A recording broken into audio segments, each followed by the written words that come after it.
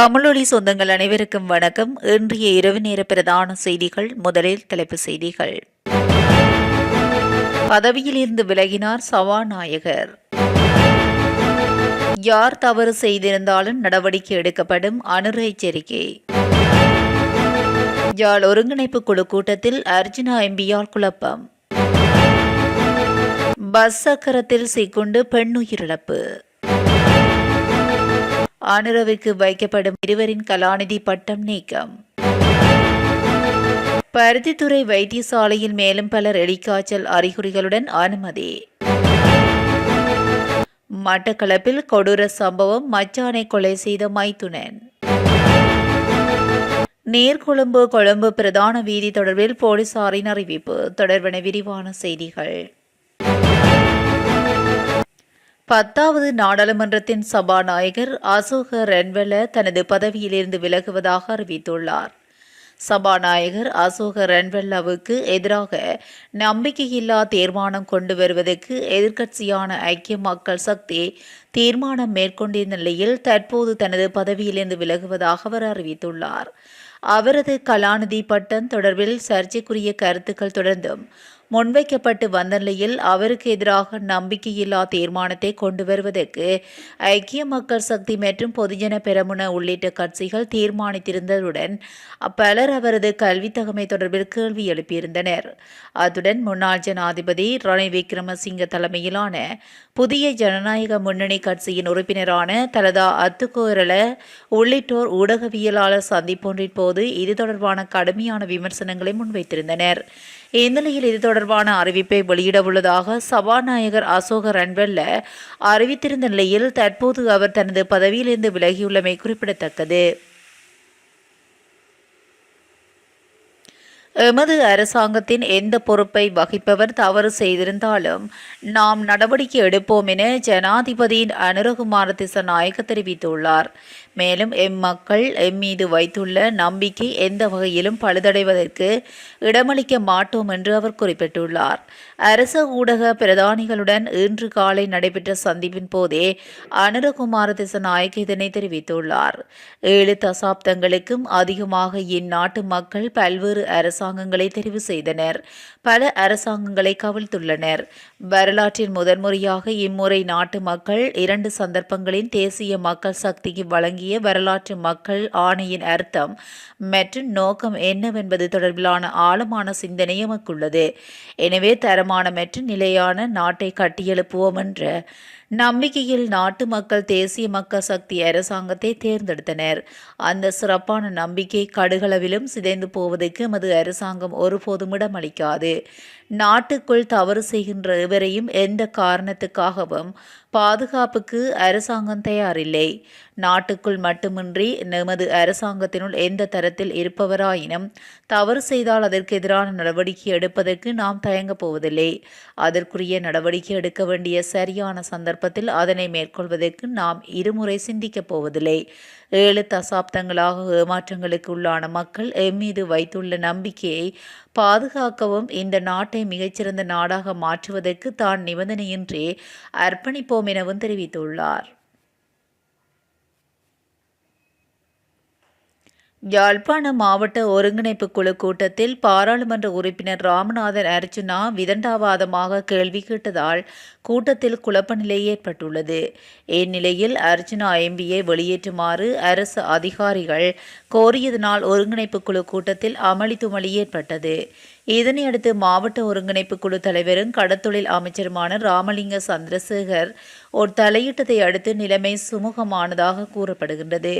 யாழ்ப்பாணம் மாவட்டத்தின் ஒருங்கிணைப்பு குழு தலைவராக ஜனாதிபதியினால் நியமிக்கப்பட்ட கடத்தொழில் நீரியல் மற்றும் கடல் வளங்கள் அமைச்சர் ராமலிங்கம் சந்திரசேகர் யாழ்ப்பாணம் மாவட்ட செயலகத்தில் இன்று காலை மாவட்ட ஒருங்கிணைப்பு குழு தலைவராக உத்தியோகபூர்வமாக தமது கடமையினை பொறுப்பேற்றார். அதேவேளை கூட்டத்தில் கருத்து தெரிவித்த யாழ் போதனா வைத்தியசாலை பணிப்பாளர் வைத்தியர் சத்தியமூர்த்தி அரசு அதிகாரிகளை கேலி செய்வது போன்றும் அவர்களின் கல்வி தகமைகளை கேள்விக்கு உட்படுத்துவதும் அவர்களை அவமதிப்புக்கு செயலாகும். அவர்கள் தொடர்ந்தும் மக்கள் சேவையில் இருக்கும் அதிகாரிகள். இவ்வாறு செய்யும் சிலரினால் அவர்கள் மன உளைச்சலுக்கு உள்ளாகுவதால் மக்கள் சேவைகள் உரிமைகள் பாதிக்கப்படும். அது மட்டுமின்றி கூட்டங்களில் அரசு அதிகாரிகள் அவமதிக்கப்பட்டால் கூட்டங்களை விட்டு அதிகாரிகள் வெளியேறுவார்கள். யாழ் போதனா வைத்தியசாலைக்கு நாடாளுமன்ற உறுப்பினர்கள் வருகை தரும் போது அவர்களை நாங்கள் வரவேற்க தயாராகவே இருக்கிறோம்.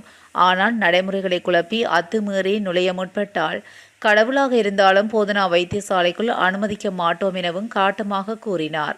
கடந்த நாட்களில் அர்ஜுனா எம்பியால் போதனா மருத்துவமனைக்கு நுழைந்து அடாவடியில் ஈடுபட்டமையும் குறிப்பிடத்தக்கது. பஸ் சக்கரத்தில் சிக்குண்டு வயோதிப பெண் ஒருவர் உயிரிழந்துள்ளதாக பிடிகள போலீசார் தெரிவித்தனர். இந்த விபத்து நேற்று இரவு எல்பிடிய பிடிகள வீதியில் தலகஸ்பே பகுதியில் இடம்பெற்றுள்ளது.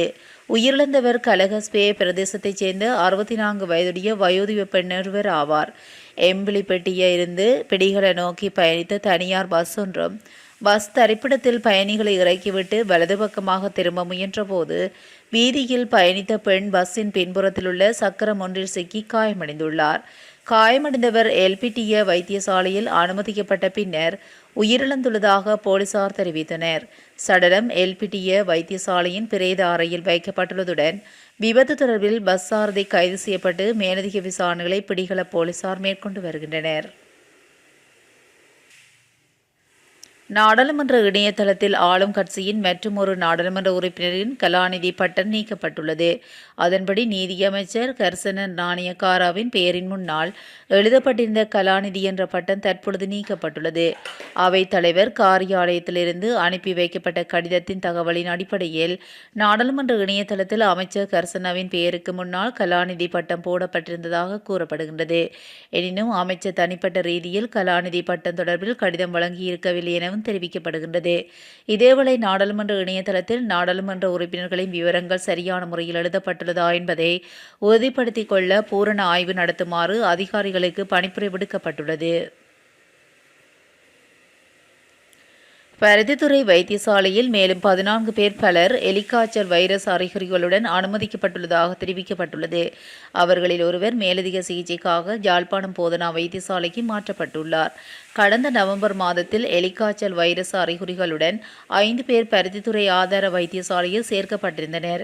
அவர்களில் ஒருவர் கடந்த வாரம் உயிரிழந்துள்ளார். டிசம்பர் மாதத்தில் நேற்று வரையிலும் 58 பேர் எலிக்காய்ச்சல் வைரஸ் அறிகுறிகளுடன் சேர்க்கப்பட்டுள்ளனர். அவர்களில் 4 உயிரிழந்துள்ளனர். ஒருவர் பருத்தித்துறை ஆதார வைத்தியசாலையிலும் 3 யாழ் போதனா வைத்தியசாலைக்கு மாற்றப்பட்டு அங்கு அவசர சிகிச்சை பிரிவிலும் உயிரிழந்தனர். இதேவேளை பருத்தித்துறை ஆதார வைத்தியசாலையில் எலிக்காய்ச்சல் வைரஸ் அறிகுறிகளுடன் சேர்க்கப்பட்டிருந்த நோயாளர்களில் சிலர் யாழ் போதனா வைத்தியசாலைக்கு மாற்றப்பட்டு அங்கு சிகிச்சை பெற்று வருகின்றனர். நேற்று இரவு 8 மணி வரையான நிலவரத்தின் அடிப்படையில் 39 பேர் எலிக்காய்ச்சல் வைரஸ் அறிகுறிகளுடன் பருத்தித்துறை ஆதார வைத்தியசாலையின் விடுதிகளில் தாங்கியிருந்து சிகிச்சை பெற்று வருகின்றனர். மட்டக்களப்பில் குடும்ப தகராற்றில் சகோதரியின் கணவரை கோடாரி மற்றும் கூரிய ஆயுதங்களால் தாக்கி கொலை செய்ய சம்பவம் ஒன்று பதிவாகியுள்ளது. இந்த சம்பவம் நேற்றைய தினம் மட்டக்களப்பு எல்லை கிராமமான வடமுனை ஊத்துச்சேனையில் இடம்பெற்றுள்ளதாக வாழைச்சேனை போலீசார் தெரிவித்தனர். சம்பவத்தில் வடமுனை ஊத்துச்சேனையை சேர்ந்த 48 வயதுடைய 2 பிள்ளைகளின் தந்தையான வேலு சிவசுப்பிரமணியம் என்பவரே சம்பவத்தில் உயிரிழந்துள்ளார். சம்பவ தினமான நேற்று இரவு 11 மணியளவில் உயிரிழந்தவர் தனது மனைவியின் சகோதரருடன் மது அருந்திவிட்டு வாய் தர்க்கத்தில் ஈடுபட்டுள்ளார். இந்நிலையில் அது தகராறாக மாறி இந்த கொலை சம்பவம் இடம்பெற்றுள்ளதாக போலீசாரின் ஆரம்பகட்ட விசாரணையில் தெரிய வந்துள்ளது. இந்த கொலை தொடர்பில் கணவன் மனைவி இருவரையும் கைது செய்துள்ளதாக வாழைச்சேனை போலீசார் தெரிவித்தனர். மேலும் சம்பவம் தொடர்பாக தடயவியல் பிரிவு போலீசார் சென்று விசாரணைகளை மேற்கொண்டு வருவதாக போலீசார் தெரிவித்துள்ளனர்.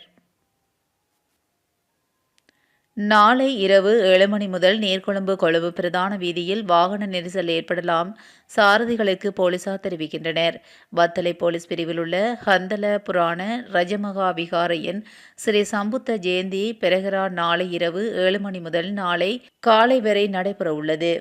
எனவே அந்த நேரத்தில் மாற்று வழிகளை பயன்படுத்துமாறு சாரதிகளுக்கு போலீசார் அறிவித்துள்ளனர். மேலும் கந்தல புராண ரஜமகா விகாரையிலிருந்து ஆரம்பமாகி கந்தல வீதியூடாக கந்தல சந்தி வரை பயணித்து கொழும்பு நீர்கொழும்பு வீதியை கடந்து பழைய நீர்கொழும்பு வீதியூடாக கொழும்பு நீர்கொழும்பு பிரதான வீதிக்கு திரும்பி அல்விஸ் டவுன் கந்தல சந்தி வரை ஊர்வலம் செல்ல உள்ளது. இத்துடன் இன்றைய இலங்கையின் பிரதான செய்திகள் நிறைவடைகின்றன. தொடர்ந்தும் செய்திகளோடு இணைந்திருக்க தமிழொலி ஊடகத்துடன் இணைந்திருங்கள். நன்றி, வணக்கம்.